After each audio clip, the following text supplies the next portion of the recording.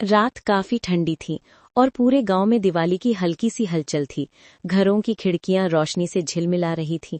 बच्चे पटाखों की आवाज में खोए हुए थे और हर गली छोटे छोटे उत्सवों की लहर बनकर बह रही थी।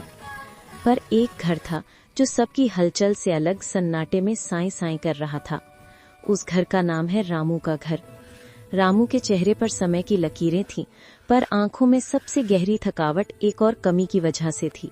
उसकी पत्नी सीता अब नहीं रही और उनके छोटे बेटे का नाम अब है कालुआ, 7-8 साल का मासूम, जिसकी हंसी अभी अभी गांव की गलियों में गूंजती थी।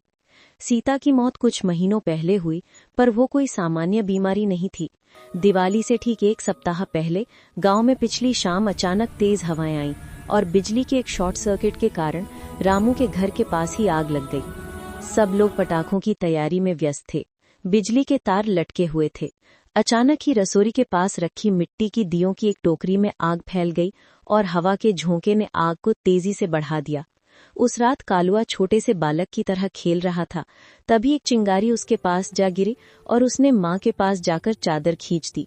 सीता ने देखा कि कालुआ की सफेद पतली चादर आग पकड़ रही है। बिना कुछ सोचे समझे उसने बच्चे को पकड़ा और अपनी देह को ढाल बना लिया। वो जानकर भी नहीं झुकी कि क्या होगा। उसने कालुआ को हटाया, खुद दियों की झोली से आग बुझाने की कोशिश की और जैसे ही उसने बेटे को बाहर की ओर धकेला, बड़ी चिंगारियां उसकी तरफ लौटीं। रामू और कुछ पड़ोसी दौड़े, पर आग इतनी फैल चुकी थी कि सीता बाहर आ पाने से पहले ही गंभीर रूप से झुलस गई।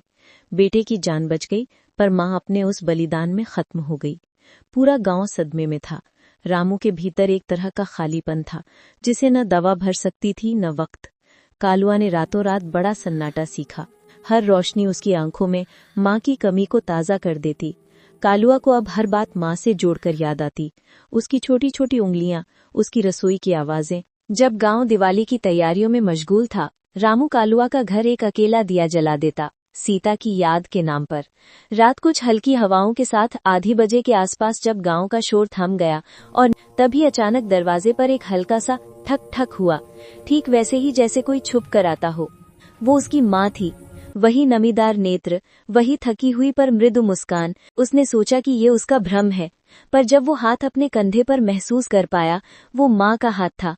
कालुआ, मेरी जान में आई हूँ। कालुआ चिल्ला पड़ा और दौड़कर माँ के हाथों में आ गया, पर माँ ने उसे और रामू दोनों को शांत कर दिया। डरो मिट, मैं चोट नहीं पहुंचाऊंगी। मैं आई हूँ ताकि तुम्हारी दिवाली रोशन हो सके। शुरुआत में रामू सोचता रहा कि ये एक सपना है, पर माँ की मौजूदगी में ऐसा कुछ था जो सिर्फ आंखों का भ्रम नहीं था। उसकी बातें सांसों को छू गईं। सीता ने मुस्कुराकर कहा कि वो उस रात आई हैं ताकि वो सबको कुछ बताएं, कुछ बातें जो उन्होंने जीते हुए नहीं कह पाई थीं। उन्होंने रात रात भर गांव के दर्द की वो पुरानी बातें सुनाई कि कैसे कई बार जरूरत पड़ने पर उसे और उनके घर को अनदेखा किया गया था, कैसे बिजली के टूटे तारों की अनदेखी ने उनके घर की सुरक्षा को खतरे में डाला और कैसे किसी ने आग लगने का ध्यान नहीं रखा। उसने बताया कि वो खुद ही कच्चे सुरक्षा के नियमों को समझाकर बार बार कहा करती थी कि पटाखों और बिजली का खास ध्यान रखा जाए, पर उनके शब्दों को हल्के में लिया गया। उस दर्द भरी सच्चाई ने रामू के भीतर आग सी लगा दी, पर अब वो आग अलग थी। ये क्रोध नहीं, बल्कि बदले में कुछ अच्छा करने की ठान थी। सीता ने वे बातें इसलिए बताईं क्योंकि उसका मकसद सजा देना नहीं था, उसका मकसद सबको एक सबक देना था। दिवाली सिर्फ दिए जलाने का नाम नहीं, उसने कहा, ये याद रखने का भी नाम है कि जिनके बिना हमारा आज नहीं बन पाता, उन्हें याद करना चाहिए। और कहा कि अब समय है बदलने का। उस दिवाली के बाद रामू ने सीता की आखिरी इच्छा और बातों को अपने जीवन का हिस्सा बना लिया। उसने गांव में बिजली की मरम्मत का आयोजन करवाया, पटाखों के सुरक्षित उपयोग के बारे में प्रचार कराया और कालुआ के लिए मां की याद में एक छोटी सी पुस्तकालय और सुरक्षा ड्रिल का काम शुरू किया। गांव वालों ने भी कदम उठाए। कुछ लोगों ने घर के बाहर प्राथमिक चिकित्सा किट रखवाली शुरू कर दी और हर साल दिवाली से पहले एक छोटी सुरक्षाशाला लगने लगी, जहां बच्चे और बड़े दोनों सीखते कि कैसे आग, बिजली और पटाखों से बचा जाए। और हर साल दिवाली की रात जैसे जैसे गांव की गलियां रोशनी से झिलमिलाती, सीता की वो आत्मा एक मुलाकात के लिए आती रही, न डराने के लिए, न सजा देने के लिए, बल्कि स्मरण कराने के लिए कि जिम्मेदारी और दया ही समाज को सुरक्षित रखती हैं।